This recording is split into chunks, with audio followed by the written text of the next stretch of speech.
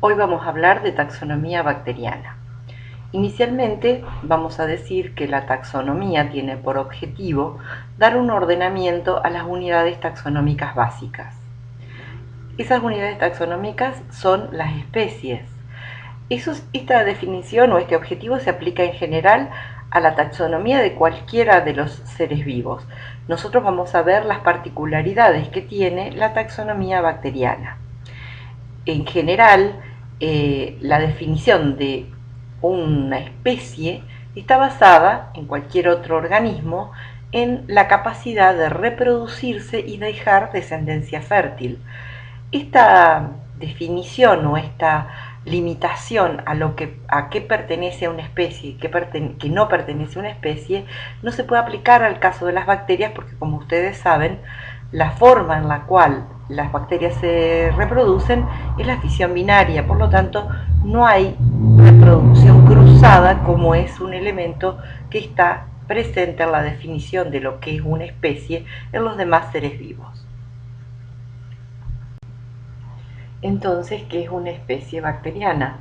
Es un conjunto de poblaciones clonales que presentan un elevado grado de similitud fenotípica entre sí y a su vez difieren de otros conjuntos de poblaciones clonales. Esa definición de especie la podríamos simplificar o explicar de la siguiente manera. Población clonal nosotros lo vamos a asimilar a la definición de cepa.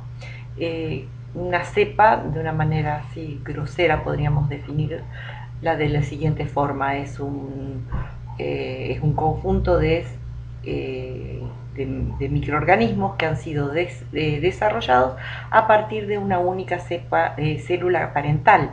Entonces, ese conjunto de bacterias que a la vez cada una de ellas constituye un aislamiento, una cepa, eh, va a estar estrechamente vinculado desde lo fenotípico, o sea, de su caracterización fenotípica, pero a la vez difiere de los otros microorganismos y por lo tanto entre sí ese agrupamiento de diferentes cepas que tienen esas características bioquímicas tan similares lo hacen que constituya una especie bacteriana. Quizá esto sea una definición un poco complicada para el entendimiento, pero lo podemos ampliar claramente en el momento de las consultas, por ahí con ejemplos o algo por el estilo. ¿Cómo se denominan las especies? Esto es muy similar a lo que ustedes van conociendo de botánica sistemática o puedan conocer de zoología agrícola. En realidad, cada especie se denomina por dos nombres. Uno, el primero, que denomina al género, y el segundo es el epíteto específico, y ambos en conjunto constituyen la denominación de la cepa.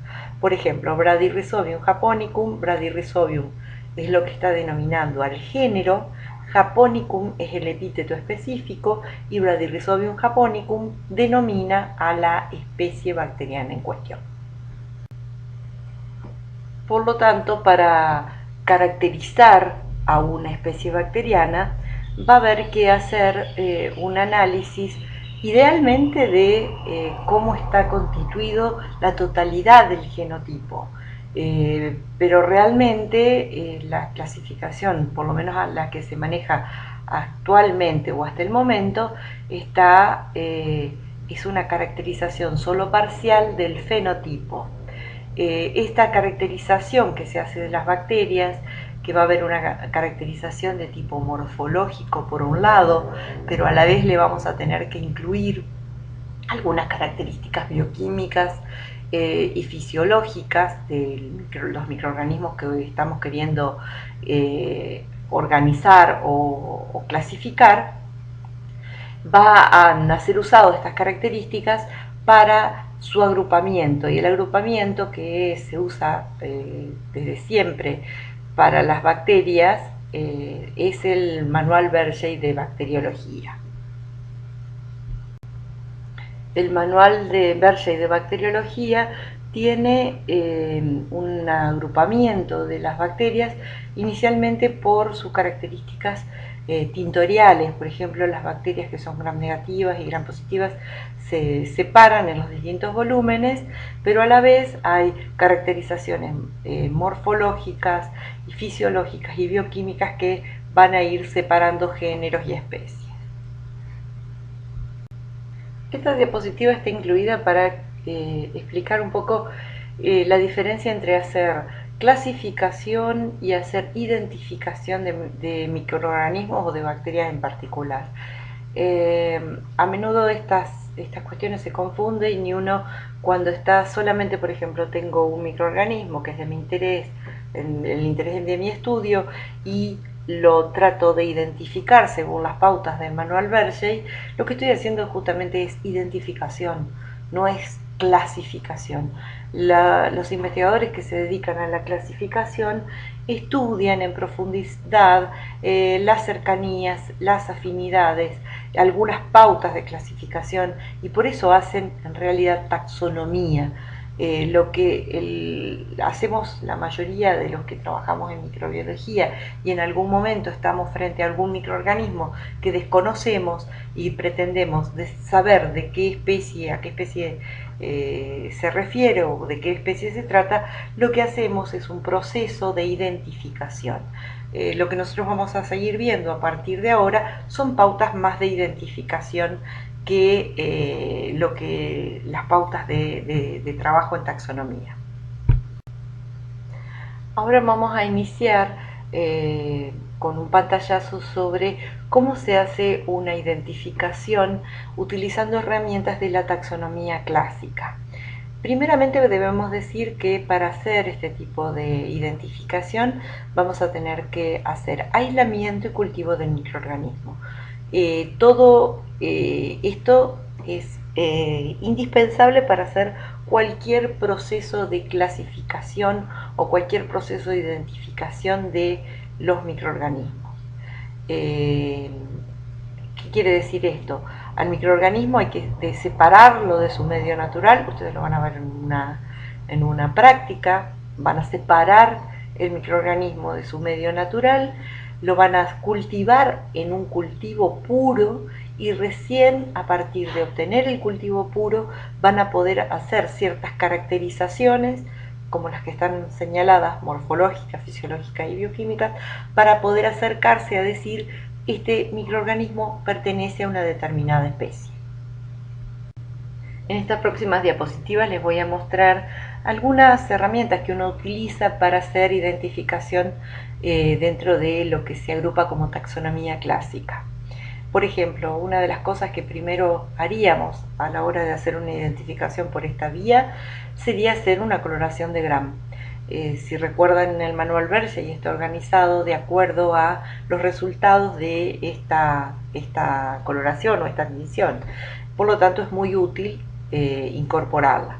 Para que ustedes recuerden, la coloración de Gram nos daba un indicio de si las bacterias tenían resultado gram positivo o gram negativo de acuerdo al grosor de su pared. Aquellas que tenían un resultado gram positivo presentaban una coloración violeta al microscopio porque retenían el primer colorante, ya que tienen una constitución de pared de una gruesa capa de mureína que hace que retengan el primer colorante. Y no sea coloreado con la safranina, que es el segundo colorante. En cambio, las bacterias gram negativas pierden el primer colorante en el proceso de decoloración y pueden tomar el segundo colorante, que es un colorante más suave, más clarito, como es la safranina, que le da una coloración rosada. Se puede aprovechar la coloración para también caracterizar al microorganismo de acuerdo a su forma y si presenta o no agrupamientos. Ustedes se acuerdan que las formas de los microorganismos podían ser en forma de cocos, de bacilos, de espirilos.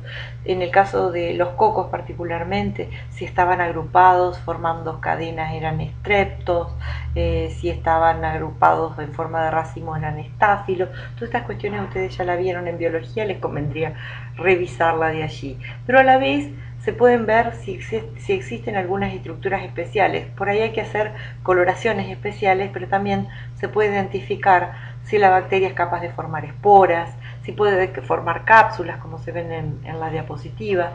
Inclusive en el caso de las esporas, la ubicación de las esporas, si son terminales, subterminales, si son centrales, todos esos elementos morfológicos tienen una relevancia a la hora de hacer la identificación. Sin embargo, aunque hagamos muchas observaciones y tinciones especiales, la simplicidad de las bacterias no permite hacer una identificación del organismo solamente por su morfología. Esto es una característica diferencial de las bacterias. Si ustedes analizan las plantas, en general tienen una diversidad morfológica lo suficientemente grande como para que ustedes puedan identificar por su morfología a qué género, a qué especie pertenece. En cambio, las bacterias requieren otros procedimientos como son las pruebas bioquímicas y fisiológicas que siempre se le hacen a las bacterias para su identificación. En esta diapositiva presentamos un par de pruebas fisiológicas y bioquímicas que en general se aplican para la identificación de coliformes. A menudo entre las enterobacteriáceas, o lo que normalmente denominamos coliformes, existen algunos que son propios del intestino, o sea, están asociados a la materia fecal, y otros que no lo están. Y una de las diferenciaciones es por su capacidad metabólica. Si ustedes recuerdan un poco lo que vimos en metabolismo, los colifecales, o sea, aquellos que estaban asociados al intestino, como es el caso de Escherichia coli, son bacterias que presentan un tipo de fermentación ácido mixta, mientras que los coliformes no fecales presentan una fermentación de tipo butilenglicólica. Este par de pruebas que están presentadas en esta diapositiva apuntan a dilucidar si el microorganismo que queremos identificar presenta uno u otro tipo de metabolismo. Una prueba rojo de metilo lo que hace es hacer crecer el microorganismo coliforme y al cabo del proceso de crecimiento se le coloca el indicador de pH que es rojo de metilo. Este indicador por debajo de pH 5 va a tener color rojizo y en el caso de que el pH sea mayor va a tener un color amarillo. Entonces, lo que vemos en los frasquitos son, el primero es el medio sin el desarrollo microbiano y en los dos siguientes hay un desarrollo de un coliforme fecal en el primer caso y por eso su coloración es roja, y no fecal en el segundo caso, por eso su coloración es amarilla. ¿Por qué pasa esto? Porque los colifecales producen tal cantidad de ácidos, producen fermentación ácido mixta y producen tal cantidad de ácido que bajan el pH del medio por debajo de 5 y por eso se ve la coloración roja. En el caso de los no fecales, el descenso de pH no es tan marcado y por lo tanto la coloración que toma el medio es amarilla. La siguiente prueba es denominada de Voges-Proskauer. Esta prueba es una prueba bioquímica de identificación que analiza qué tipo de fermentación están teniendo los microorganismos. Volvemos al ejemplo anterior, dentro de los coliformes había no fecales y fecales. Los fecales son aquellos que hacen una fermentación de tipo ácido mixta, mientras que los no fecales hacen una fermentación butilenglicólica. Esta prueba pone un reactivo en un medio donde se han crecido el microorganismo que se desea identificar, y ese reactivo pone de manifiesto la presencia del compuesto 2,3-butilenglicol, que es típico de la fermentación butilenglicólica. De esta manera se analiza un color rojo, que sería un resultado positivo, indica la presencia de ese tipo de fermentación y por lo tanto de los microorganismos no fecales.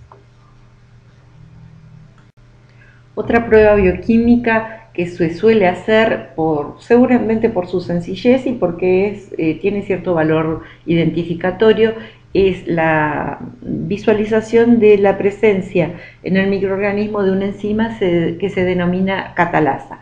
La catalasa lo que hace es desdoblar el agua oxigenada en oxígeno molecular y agua. ¿En qué consiste la prueba? En preparar una cierta suspensión de microorganismo, una porción del cultivo que se quiere identificar o por lo menos analizar si tiene esta enzima, se le coloca agua oxigenada y si se generan burbujas se considera una catalasa positiva. ¿Por qué les parece a ustedes que podrían ser catalasa positiva una generación de burbujas? Y sencillo, es porque al desdoblarse se forma el gas oxígeno, el cual burbujea. Si esto no ocurre, serían microorganismos catalasa negativa. Para hacer una identificación de los microorganismos, por supuesto se requiere hacer primero un aislamiento del microorganismo, porque es necesario tenerlo en cultivo puro, y posteriormente hacer su caracterización morfológica, como lo estuvimos viendo, pero además una serie de pruebas. Son varias las pruebas necesarias para poder realizar una identificación bastante acabada. Por lo tanto, ustedes podrán deducir el trabajo que esto significa. Ha habido algún avance utilizando estos sistemas,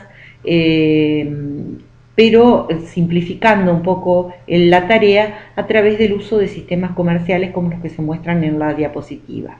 ¿En qué consisten esos sistemas? En celdas que tienen distintos sustratos o identifican algún tipo de metabolismo particular, que lo que debe hacer la persona que las está utilizando es preparar un cultivo puro, preparar una suspensión de esos microorganismos que están en cultivo puro, pincelando la superficie de estos sistemas comerciales, incubando el microorganismo, dejando el tiempo necesario para que este microorganismo desarrolle y provoque el cambio en cada uno de estos sustratos que tienen los sistemas comerciales.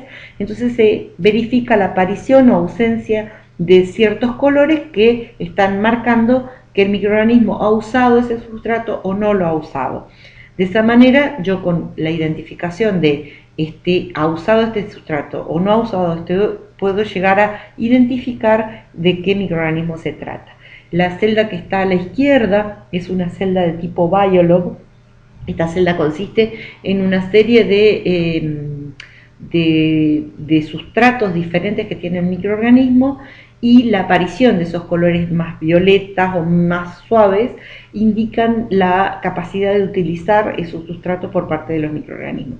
Ese es el sistema comercial más empleado en el área de la agronomía, por eso lo estoy presentando en la diapositiva. Las técnicas que vamos a analizar ahora no corresponden a lo que es la clásica taxonomía, pero son técnicas identificatorias que permiten utilizar una reacción que es denominada antígeno-anticuerpo, que permite hacer una identificación de virus, bacterias y hongos. Las técnicas serológicas concretamente son la utilización in vitro de reacciones antígeno-anticuerpo para la identificación de microorganismos.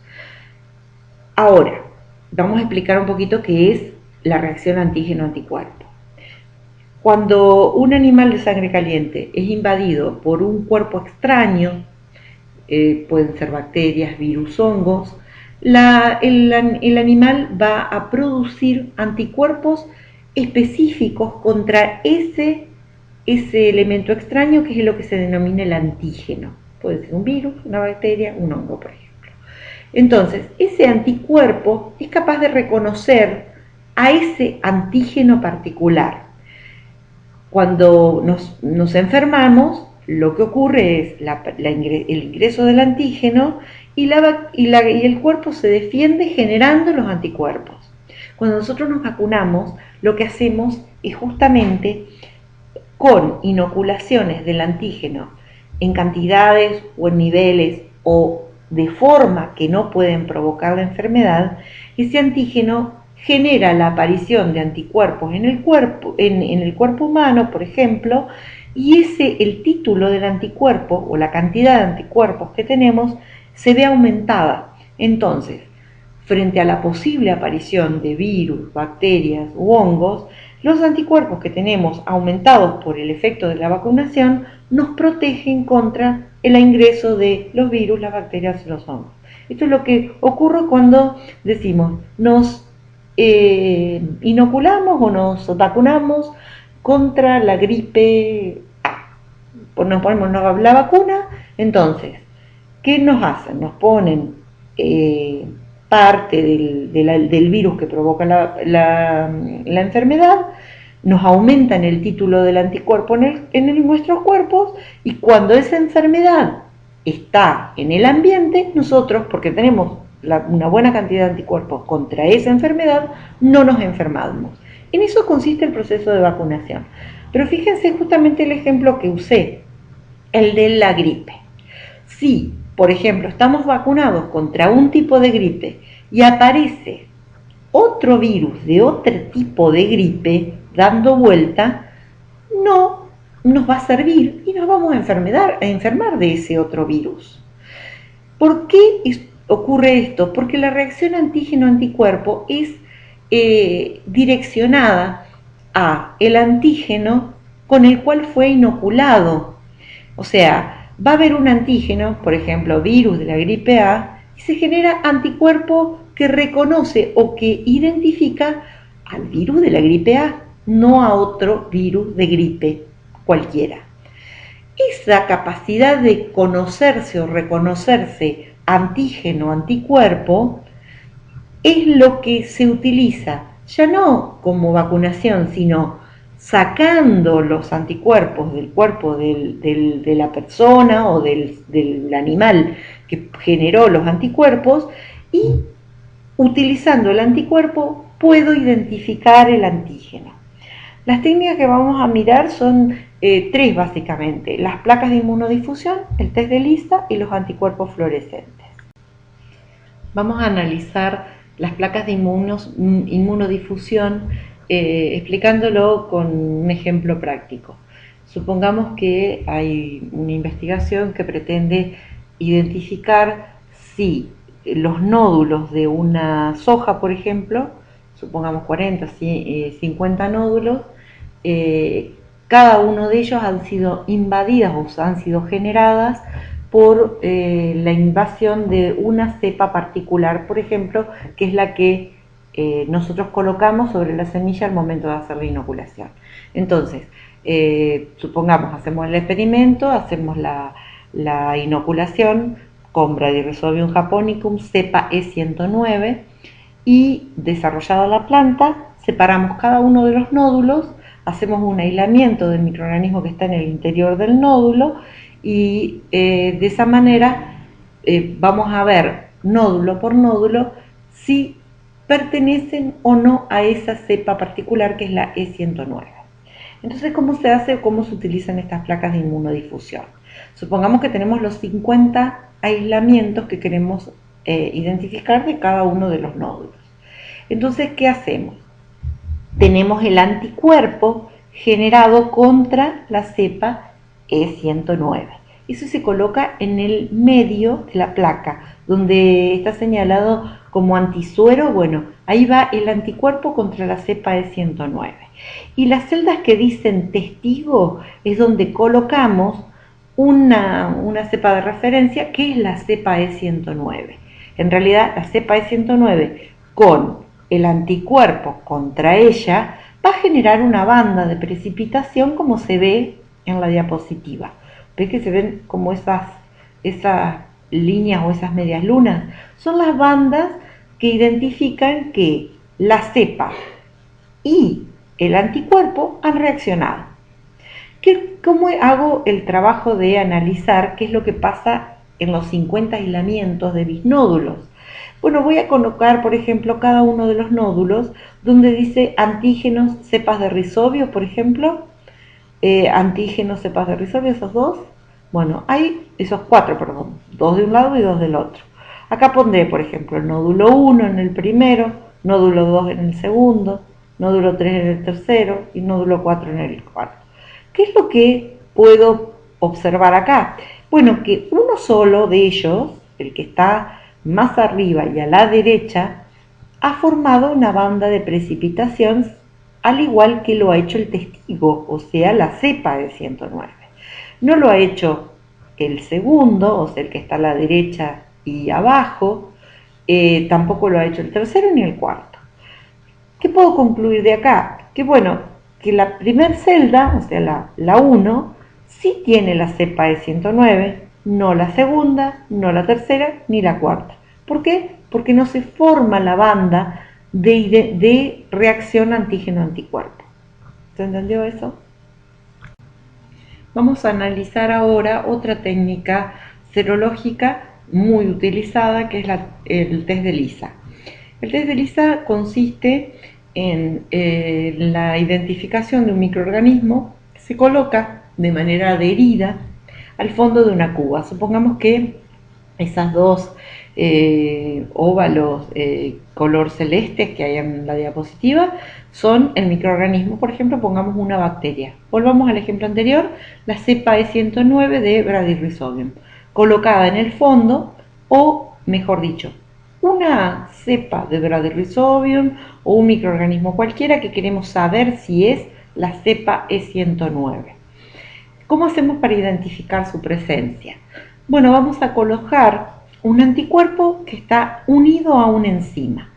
El test de ELISA, ELISA significa una sigla que significa ensayo de inmunodifusión unido a enzima, anticuerpo unido a enzima. Eso es lo que quiere decir ELISA en inglés. Entonces, ¿qué ocurre? Adherida a las bacterias incógnitas al fondo de la cuba, como se ve en el primer parte del dibujo, luego se le coloca el anticuerpo, que en este caso sería un anticuerpo contra la cepa E109, y ese anticuerpo tiene pegada a una enzima. Si en el siguiente paso lo que va a haber es un lavado, si hubo un reconocimiento entre la bacteria que está en el fondo de la cuba y el anticuerpo, en el paso de lavado no se va a arrastrar el anticuerpo porque va a estar adherido a la bacteria. Entonces, cuando yo coloque un sustrato, que en el caso que voy a poner va a ser un sustrato, por ejemplo, incoloro, por eso puse como símbolo esas estrellitas blancas, esos son los sustratos. Si está presente la enzima, ese sustrato va a pasar a producto y el producto va a ser coloreado, por eso están las estrellas azules. Y eso me da un resultado positivo. ¿Qué concluyo con un resultado positivo? Si yo puse el anticuerpo, que era contra la cepa E109, este no fue eliminado en el proceso de lavado, concluyo que el microorganismo que yo tengo en el fondo de la cuba es la cepa E109. Vamos al caso de un resultado negativo de un test de ELISA. Creo que con esto se va a clarificar un poquito más esta idea. Volvemos a tener un microorganismo en el fondo de la cuba. En este caso, el microorganismo en cuestión no va a ser la cepa E109 de Bradyrhizobium japonicum. Es un microorganismo cualquiera. Cuando yo coloco el anticuerpo que está unido a la enzima, en el paso de lavado, al no haber reconocimiento entre la bacteria y el anticuerpo correspondiente, es lavada y por lo tanto eliminada de la cuba. Cuando yo coloque el sustrato que es transformado o que puede ser transformado por la enzima, al no haber anticuerpos y por lo tanto no haber enzimas en la cuba, el sustrato permanece como tal y no aparece un producto coloreado como en el caso anterior. Entonces este es un resultado negativo. ¿Por qué? Porque el sustrato permaneció como tal, eso me dice que no está presente la enzima, que no está presente el anticuerpo, y al no estar presente el anticuerpo, deduzco que las bacterias que están en el fondo de la cuba no son la cepa que yo estoy buscando, como es la cepa de 109. Nunca lo arranqué. La última técnica serológica que vamos a ver hoy se denomina anticuerpos fluorescentes. Este tipo de técnicas se usan para observaciones microscópicas normalmente, donde un microorganismo se puede poner en un portaobjetos y para identificar si ese microorganismo es o no un determinado, perteneciente a una determinada cepa, se lo tiñe, aunque digo tiñe porque en realidad no es una verdadera tinción, se lo pone de manifiesto colocándole un anticuerpo al cual se le ha agregado los cuerpos fluorescentes. Ese anticuerpo se pone en contacto en el preparado donde están los microorganismos y si se reconocen el microorganismo y el anticuerpo, este anticuerpo en el paso siguiente, que va a ser el lavado de la suspensión que estaría tiñendo ese preparado, ese anticuerpo, digo, se va a quedar pegado si hubo un reconocimiento. Si no lo hubo, en el lavado se va a arrastrar y entonces la observación microscópica va a ser distinta si de acuerdo a si la célula bacteriana pertenece, por ejemplo, a la cepa en cuestión o no pertenece. Si pertenece, lo que voy a ver al microscopio son puntos fluorescentes. Voy a aclararles que lo que se usa es un microscopio de fluorescencia que tiene una luz que exista estos cuerpos fluorescentes y por lo tanto van a emitir una luz de determinados colores, pueden ser verde, naranja, y esto se observa en este microscopio especial. Cuando se hace esto, se va a observar presencia de puntos, uno concluye que la cepa es la que da origen al anticuerpo. Por lo tanto, deduce la presencia de esa cepa en el preparado. Si no fluorece es porque el anticuerpo no pudo quedarse pegado a la célula y por lo tanto no vemos los cuerpos fluorescentes en el preparado. ¿Qué ventaja tiene este método? Básicamente que uno podría, por ejemplo, trabajar con un conjunto de microorganismos sin aislar y aún así detectar si hay o no en ese conjunto de microorganismos la presencia de una determinada cepa de microorganismos. Volvamos, por ejemplo, al caso de los trabajos con la cepa E109 de Veradilxovium. Uno podría, por ejemplo, tomar una suspensión del suelo donde uno encuentra una variedad muy grande de microorganismos presentes y para hacer una identificación de que si ahí está la cepa E109 podría llegar a llevarnos un montón de tiempo. Con esta metodología, si yo tuviera el anticuerpo generado contra la cepa E109 unido a unos cuerpos fluorescentes, yo puedo hacer de ese suelo un preparado microscópico, colocar el anticuerpo fluorescente y hacer todo el procedimiento de lavado, y una vez que esto ocurrió, llevarlo al microscopio de fluorescencia y observar la presencia de esos cuerpos fluorescentes o no en el preparado, lo que puedo deducir que si está presente o no la cepa E109. En esta última parte de la clase nos vamos a concentrar en lo que en conjunto se denomina la taxonomía genética. En realidad es la aplicación del desarrollo de biología molecular que ha habido en los últimos años dentro de la rama de la identificación bacteriana. ¿Qué se caracteriza o por qué se denomina taxonomía genética? Esta parte que en realidad todas estas herramientas lo que van a hacer es a tratar de observar ya no las características fenológicas, como decíamos en la parte de taxonomía clásica, sino van a apuntar directamente al estudio de los ácidos nucleicos.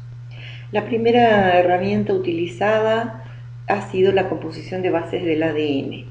En realidad lo que uno hace al analizar la composición de bases del ADN es observar qué proporción de guanina más citosina hay hacia el total de bases del ADN, o sea, adenina, timina, guanina, citosina, en un organismo determinado. En general, en células eucariotas esta proporción no es muy variable. Sí lo es en las células procariotas. Puede ir esta composición desde un 20% de bases, por ejemplo, del ADN de guanina-citosina hasta un 80%. Esta herramienta en realidad no sirve por sí misma para hacer una identificación, pero por ejemplo sí para descartar algunas cosas. ¿Por qué? Porque por ejemplo si dos organismos sabemos que tiene uno, por ejemplo, una composición de bases de guanina citosina al resto de un 25% y otro organismo tiene cercano al 80%, podemos dar con cierta base de seguridad de que esos organismos son totalmente diferentes y muy distantes desde el punto de vista de su filogenia o de su evolución. Porque es muy difícil que dos organismos sean parecidos si la composición de las bases no es más o menos parecida uno a otro. En cambio, si tenemos, por ejemplo, dos organismos que tienen un porcentaje muy cercano de proporción guanina-citosina al resto de las bases, entre ellos no podríamos asegurar de que esos organismos estén emparentados o cercanos, porque el arreglo que pueden tener las bases es muy diferente o podría ser muy diferente entre los dos organismos y por lo tanto dar organismos totalmente diferentes. Si ese aspecto no se llega a entender del todo, en el momento de que hagamos consultas lo podemos profundizar y lo puedo explicar por ahí con algún diagrama. Las otras técnicas de taxonomía genética que vamos a ver son la técnica de hibridación del ADN y ARN, la amplificación de sectores del ADN, como por ejemplo la PCR, aunque hay modificaciones de esta, y la secuenciación de ácidos nucleicos. Como un pantallazo antes de lo que ustedes conozcan de genética, porque la verdad que esto sería ideal darlo a posteriori de que ustedes manejaran más herramientas de la parte genética. Para explicar básicamente cómo funcionan los métodos de hibridación, voy a tomar esta imagen del Brock que ustedes tienen en pantalla para tratar de explicar las bases. Esto lo van a conocer mucho más y cómo realmente se hace una vez que vayan o pasen por la materia genética. Para recordar algún concepto que ustedes tienen de biología, si uno, por ejemplo, separara las dos hebras de ADN, por ejemplo, por calentamiento, uno le hiciera un calentamiento y provocara la separación de esas dos hebras de ADN y permitiera que esas dos hebras, enfriando el sistema, se volvieran a juntar. Eso se denomina rehibridación. Uno obtendría, por ejemplo, una rehibridación del 100%, porque entre una hebra y la otra hay complementariedad total de las bases y por lo tanto una se puede rehibridar 100% con la otra. Eso es lo que se ve en la primera parte de la imagen que dice 1, las hebritas de ADN en verde, se ha rehibridado totalmente el ADN porque pertenecen al mismo organismo. Si en cambio uno lograra separar las hebras de ese organismo de referencia, supongamos la cepa E109, siempre tomo el mismo ejemplo, y mezclara en el sistema hebras de una segunda cepa, la cepa 2, ¿lo ven?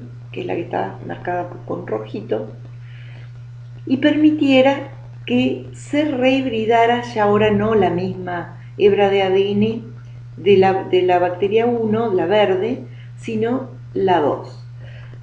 Y digamos en la totalidad del ADN hubiera alguna porción de rehibridación y no otra. Como ven, hay hebras hibridadas entre el rojo y el verde y otras que están separaditas, las verdes por un lado y las rojas por el otro.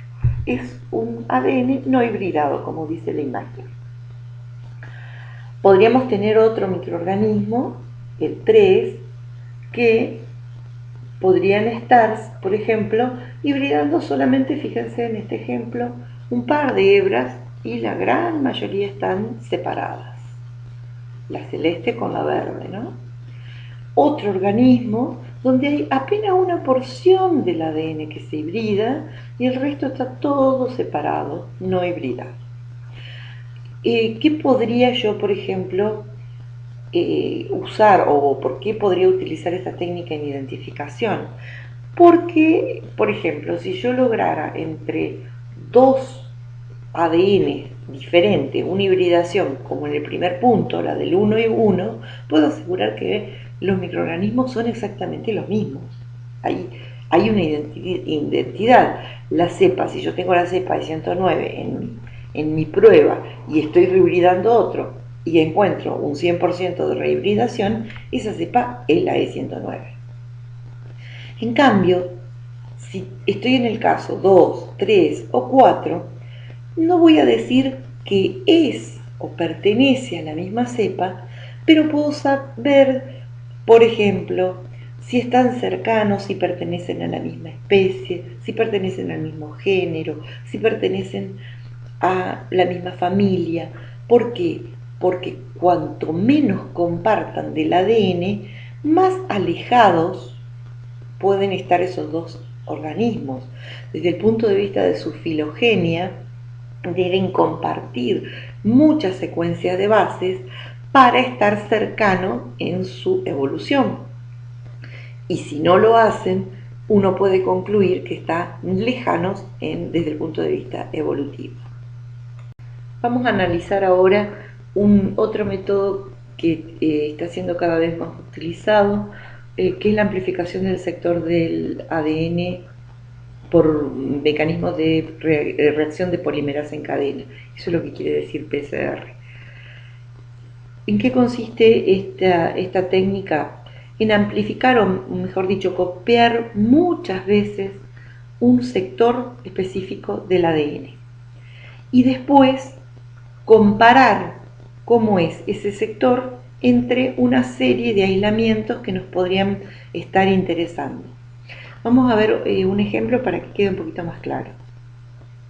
Supongamos que estamos trabajando con la bacteria Bacillus thuringiensis, que tiene la propiedad de producir un cristal que tiene efecto insecticida.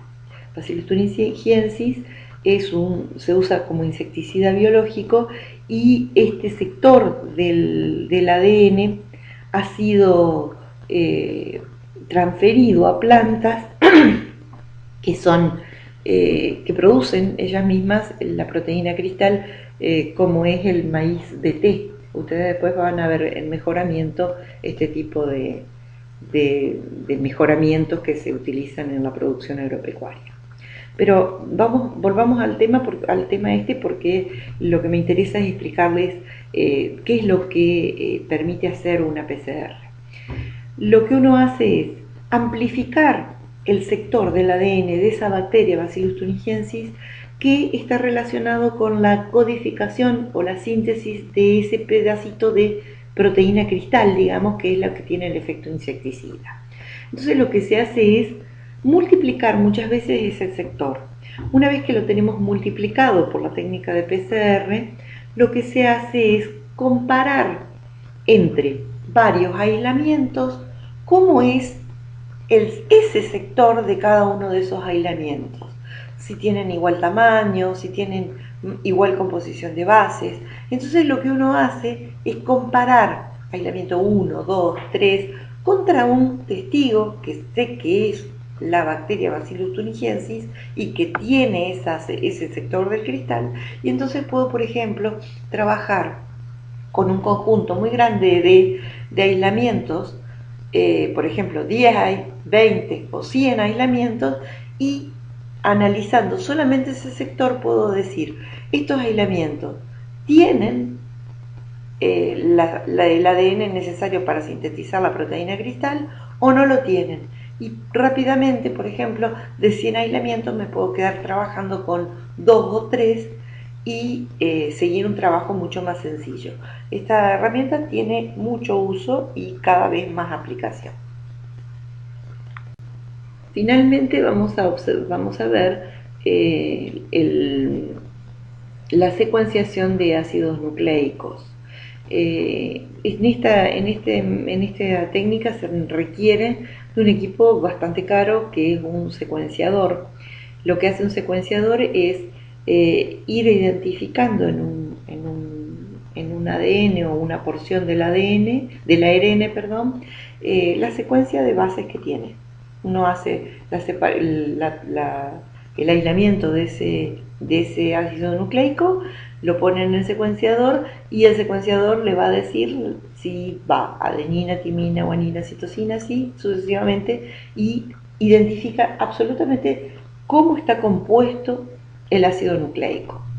Por supuesto, se requiere una herramienta bastante cara, que es un secuenciador, y después se hace un análisis de la secuencia de bases para finalmente poder ubicar nuestra cepa. Por ejemplo, en ese diagrama que están viendo, la cepa, strain quiere decir cepa 324T, y dónde la ubica de acuerdo a cómo es la secuencia en el árbol filogenético del conjunto de bacterias conocidas.